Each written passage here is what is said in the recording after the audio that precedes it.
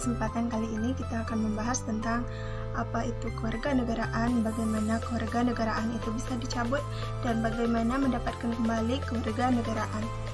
Nah, pertama kita akan membahas tentang apa itu kewarganegaraan. Warga negara merupakan salah satu unsur yang hakiki dan umum dalam sebuah negara. Dengan adanya status kewarganegaraan akan mengakibatkan hubungan timbal balik antara warga negara dengan negaranya itu sendiri. Setiap warga negara mempunyai hak dan kewajibannya terhadap negara tersebut. Sebaliknya, negara mempunyai hak dan kewajiban dalam melindungi warganya. Kemudian, warga negara. Rakyat suatu negara meliputi semua orang yang bertempat tinggal di dalam wilayah kekuasaan negara dan tunduk pada kekuasaan negara itu.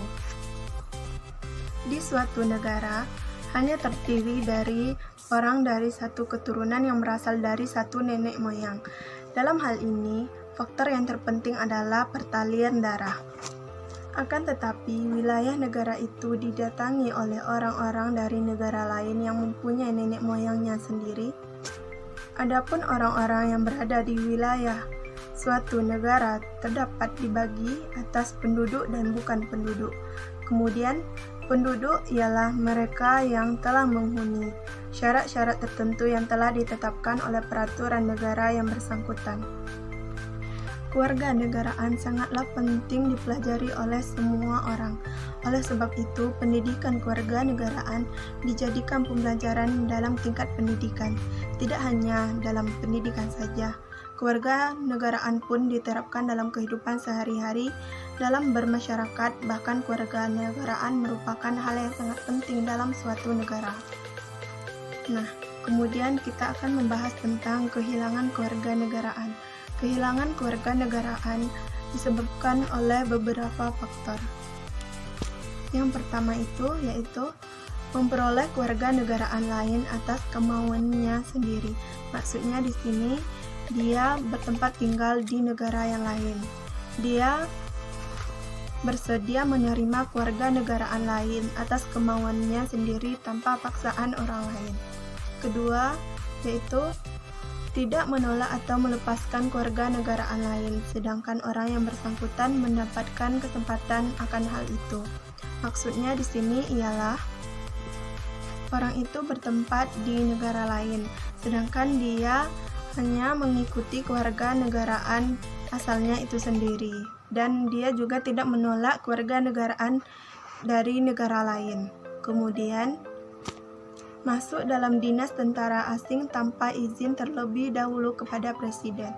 Maksudnya di sini dia seorang tentara. Dia tidak meminta izin kepada presiden untuk masuk ke dinas tentara asing atau negara lain.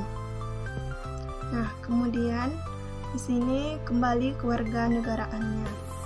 Kewarganegaraan kita bisa mengambilnya kembali dengan misalnya seseorang yang kehilangan kewarganegaraan Republik Indonesia dapat memperoleh kembali kewarganegaraannya melalui prosedur kewarganegaraan sebagaimana dimaksud dalam pasal sampai pasal 8 dengan pasal 22. Kemudian, warga negara Indonesia yang kehilangan kewarganegaraan Republik Indonesia sebagaimana dimaksud dalam pasal 23 huruf I, pasal 25 dan pasal 26 ayat 1.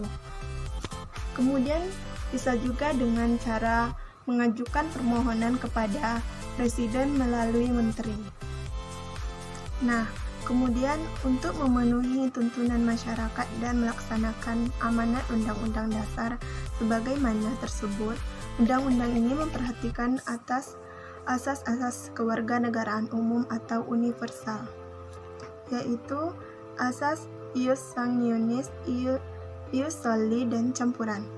Adapun asas-asas yang dianut dalam undang-undang sebagai berikut. Yang pertama itu, asas ius sanguinis adalah asas yang menentukan kewarganegaraan seseorang berdasarkan keturunan.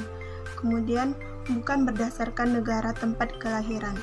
Yang kedua yaitu asas ius soli, yaitu terbatas adalah asas yang menentukan kewarganegaraan seseorang berdasarkan negara tempat kelahiran yang diberlakukan terbatas bagi anak-anak sesuai dengan ketentuan yang diatur dalam undang-undang. Kemudian azas kewarganegaraan tunggal adalah azas yang menentukan kewarganegaraan ganda bagi anak-anak sesuai dengan ketentuan yang diatur dalam undang-undang.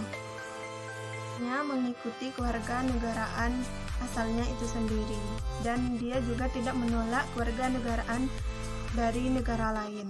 Kemudian masuk dalam dinas tentara asing tanpa izin terlebih dahulu kepada presiden. Maksudnya di sini dia seorang tentara.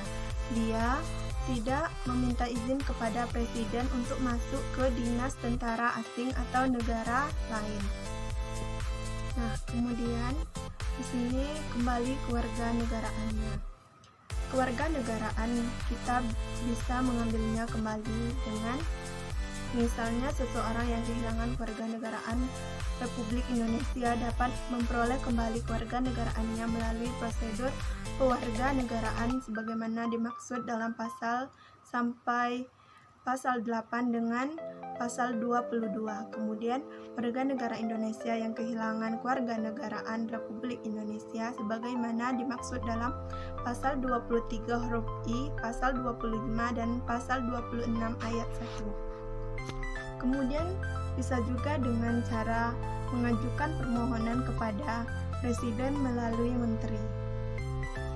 Nah, kemudian untuk memenuhi tuntunan masyarakat dan melaksanakan amanat Undang-Undang Dasar sebagaimana tersebut, undang-undang ini memperhatikan atas asas-asas kewarganegaraan umum atau universal, yaitu asas ius sanguinis, ius soli, dan campuran.